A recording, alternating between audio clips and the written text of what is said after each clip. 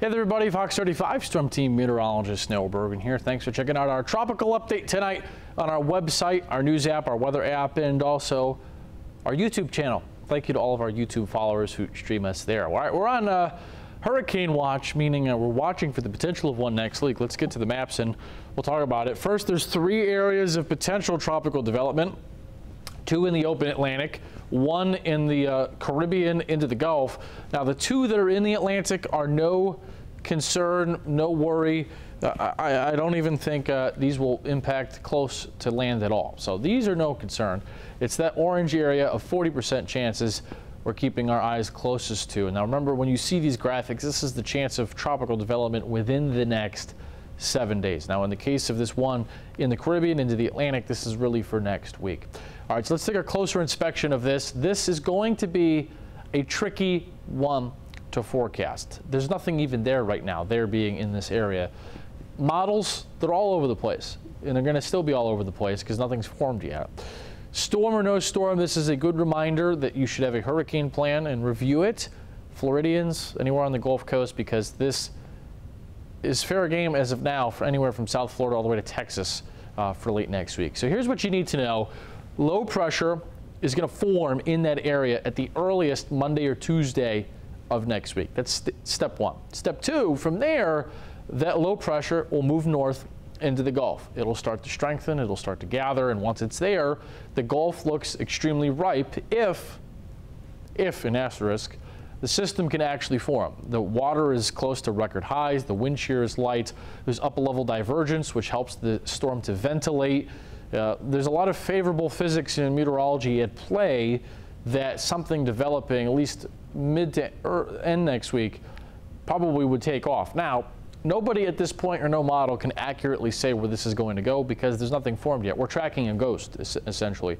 A lot of the time when there's a tropical wave on the satellite coming off Africa and we could see it, for a week, we're tracking it day 1, day 2, day 3, day 4, and even though it's still a week and a half from hitting the U.S., we have something to track, and the long-range forecasts are actually not that bad most of the time. There's nothing to look at. There's nothing for the models to track. There's nothing for us human meteorologists to try to trace with a pen or think about. There's nothing out there yet. So that's why this is a guessing game, an educated guessing game at this point. Now, these types of systems from what's forming this, and I'll show you why it is in a second, often have been large and powerful historically. The bottom line is, let's keep watching and stay tuned, because personally, I do think it's more likely than not we will have a hurricane in the Gulf next week. I personally think that's more likely than not. Now, whether that hits Florida, Louisiana, Texas on Thursday or Saturday, I have not the slightest clue at this point. And I'm going to tell you honestly, that's what I know, is that I don't know that yet. So here's the area to watch in the orange. Now notice on the IR satellite, there's hardly even anything there yet. So Helene and Isaac remain the next 2 names up. Here's the GFS model from tonight. Nothing over the weekend. Now, once we get to next week, it's going to be a question of what happens. As you can clearly see there, the GFS takes this across Florida. Other models take it up towards Louisiana or Texas. So what's the idea? There's a big cold front in the Midwest next week. There's 2 scenarios. Simply put, there's 2 scenarios for this potential or likely system down the road, the end of next week. Scenario number 1 is a very strong cold front and big dip in the jet stream over the heartland of the United States. Kentucky, Tennessee, Arkansas, Missouri, Illinois, so on and so forth. What that would do is act to steer, because remember, low pressure rotates counterclockwise. So you see these white arrows I've drawn, the wind coming like this. Any hurricane in this approximate position would feel the flow of this west to east and then southwest to northeast wind here and get guided by it and then eventually get absorbed by it up the mid-Atlantic coast. So if the cold front is this far south, this thing is probably Florida bound by next week. Now, climatology in this case meaning historical meteorological events, this type of setup, more times than not, this is what happens. This time of the year is that this would hook to Florida. Once you get to the end of September and October, generally because of these fronts in the middle of the U.S., the storms don't go towards Houston, Texas, even New Orleans. If you did not know, the general rule of thumb is that from like New Orleans and west, generally it's sometimes even July like we saw this year, but August and September. Once you get like the last week of September and then October, because you start getting cold fronts in the middle of the U.S., that's why this is the case. These cold fronts help to sweep out any hurricanes down here and push them, turn them east sooner when they form in the Caribbean, which is why Florida gets hit more late September, October. Louisiana, Texas get hit less because it's hard for a storm to go here because it would get pushed east before we can get there.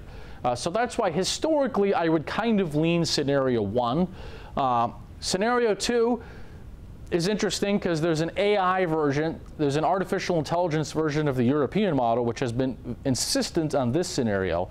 And that catches my eye because it did good with Francine, but it's a relatively new model, and to be honest, the meteorological community is not really set on yet the effectiveness of AI with weather modeling. It's still a very new thing. Tangent aside, the Euro AI version, the German model, the Canadian model to a lesser extent are showing this scenario where that cold front and low are way further north, so that it's out of the picture more or less. And then subtly we get a little high pressure ridge that forms over the Caribbean, the Bahamas, Southwest Atlantic, and what that would do is kind of shield Florida, so that hypothetical system goes to the far western panhandle, Mobile, New Orleans, Mississippi, Louisiana, maybe far east Texas.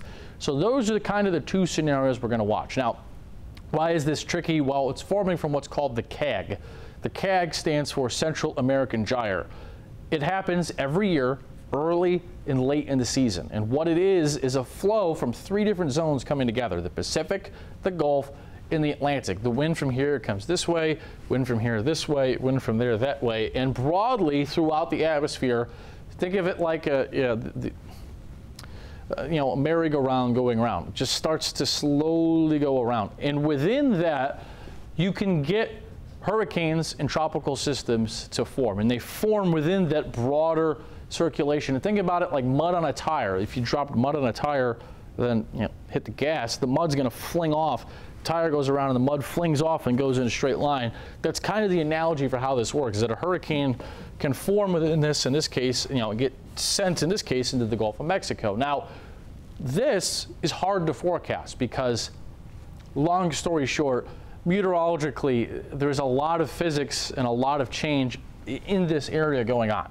We know it's happened plenty of times. This type of pattern does produce strong hurricanes. Michael, 2018, Category 5 into the Florida Panhandle. Ian was not really from the CAG, but it was this time of the year in La Nina, 2022. There's several other high-end hurricanes that have formed from this historically. But it's difficult to predict at long ranges.